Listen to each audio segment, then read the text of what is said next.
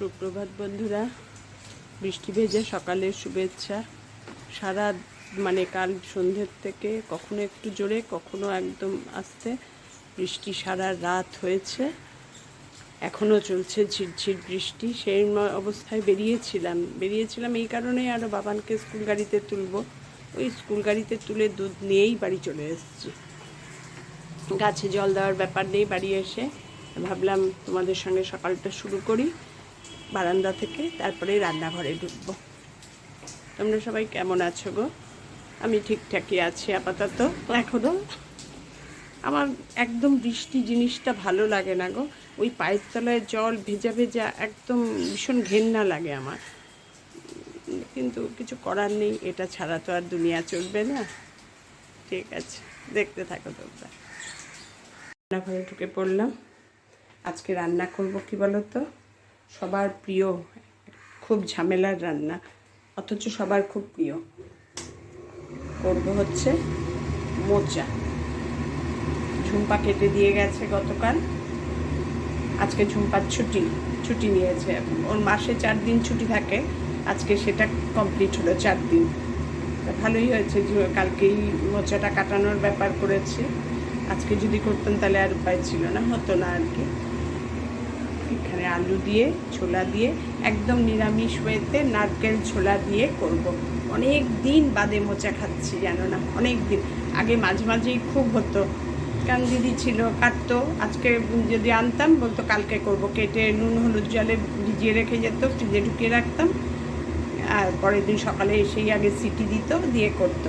আমি এটা কালকে ঝুম্পা কেটে যাওয়ার পরে তাই প্রসেস করেছি, সব শিখে নিয়েছি না। তারপর রাত্রে ছোলা আর মোচা একসঙ্গে প্রেসারে সিদ্ধ করে রেখে দিয়েছে। এখন এই ঝাঁঝরিতে ঢেলে জলটা ঝরাচ্ছি, রান্না শুরু করব। কীভাবে করছি তোমাদের দেখাই। একদম নিরামিষ রান্না আজকে। আর একটু করব, বাবান আজকে আমার কাছে আসবে, বাবানের জন্য একটু চিকেন স্টু করব। বাবানকে না এখন একটু হালকা পাতলা খাওয়াচ্ছি, মাঝে আমাদের খাওয়াই শুরু করে দিয়েছিলাম, কিন্তু দেখলাম ও নিতে পারছে না, পেট গরম হয়ে যাচ্ছে, শরীর খারাপ হচ্ছে, যার জন্য ওর জন্য একটু ক্যাপসিকাম দিয়ে স্টু করব, চিকেন স্টু। চলো দেখো। প্রথমে আলুগুলো একটু ভেজে নেব। আলু না ভাজলে না খেতে ভালো লাগে না, একটু নুন দিয়ে আলুগুলো ভেজে নেব, টেস্ট হয় না। আর যদি আলু ছাড়া করলেই ভালো হতো, কিন্তু একটু আলু না দিলে না চেয়ে থাকে, কিরকম ঝুরঝুরি টাইপ হয়ে থাকে, মাখো মাখো ভাবটা হয় না, তাই একটু আলু দিচ্ছি। এবার আলুগুলোকে লাল লাল করে ভেজে নিয়েছি। এবার দেবো হচ্ছে তেলের মধ্যে একটা তেজপাতা 2 টুকরো করে, আর দেবো 2টো এলাচ ফাটিয়ে রেখেছি, আর একটু দারচিনি, ব্যাস। আর দেবো জিরা ফোড়ন, নিরামিষ তো জিরা ফোড়ন। গ্যাসটা সিল করে রেখেছিলাম, নাহলে না বড্ড পুড়ে ওঠে। ফোড়নগুলো একটু গন্ধ ছড়াক তেলের মধ্যে, কারণ গ্যাস সিল করা ছিল, এই জন্য তেলটা একটু ঠান্ডাও হয়ে গেছিলো আলু ভাজার পর।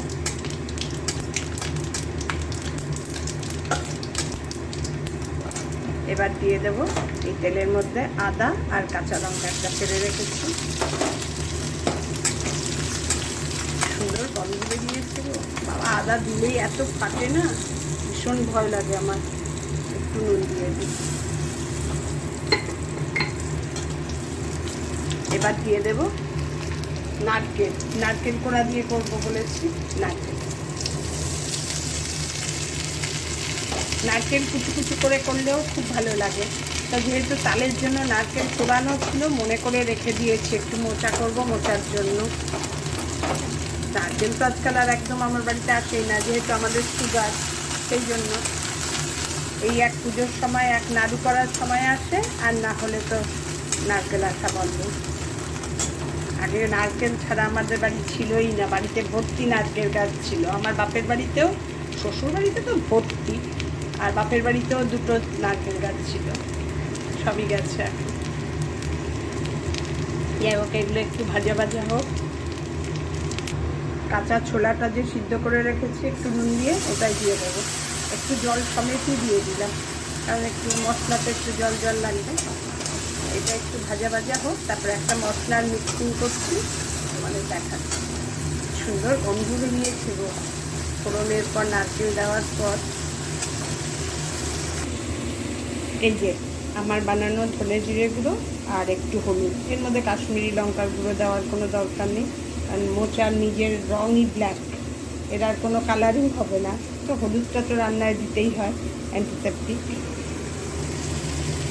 এবার এইটা জল সমেতই দিয়ে দেবো, দিয়ে কষাবো।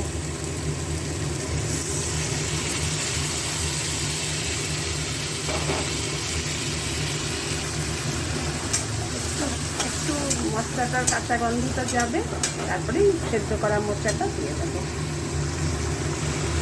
মশলাটা মোটামুটি ভাজা হয়ে গেছে, খুব একটা একবারে তেল ছেড়ে আসার মতন করে ভাজার দরকার নেই। এবার এর মধ্যে দিয়ে দেব জল ঝরিয়ে রাখা মোচা সেদ্ধটা, দিয়ে একটু নাড়াবো চাড়াবো, তারপরে আলুটাও দিয়ে দেবো, দিয়ে ঢেকে দেবো। আমার সেই বিশ্ববিখ্যাত ঢাকা, আমি না ঢাকলে না আমার রান্নায় আমি ঠিক মাত্রা খুঁজে পাই না। এর মধ্যে এবার আলু ভাজাগুলোও দিয়ে দেব।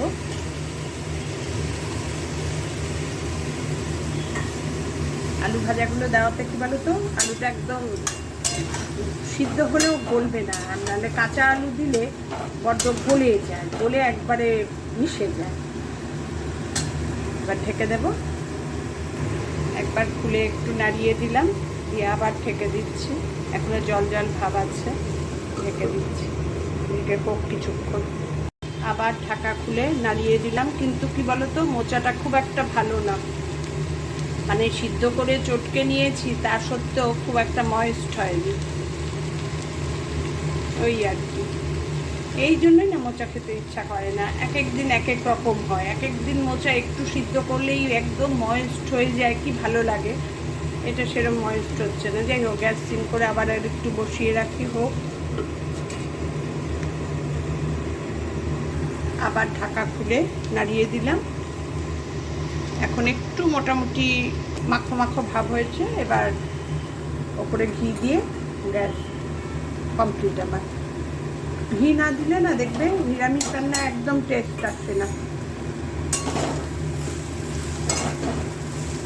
আমি খুব একটা তেল বেশি দিয়ে রান্না করিনি, যদিও ওইসব রান্নায় একটু তেল লাগে।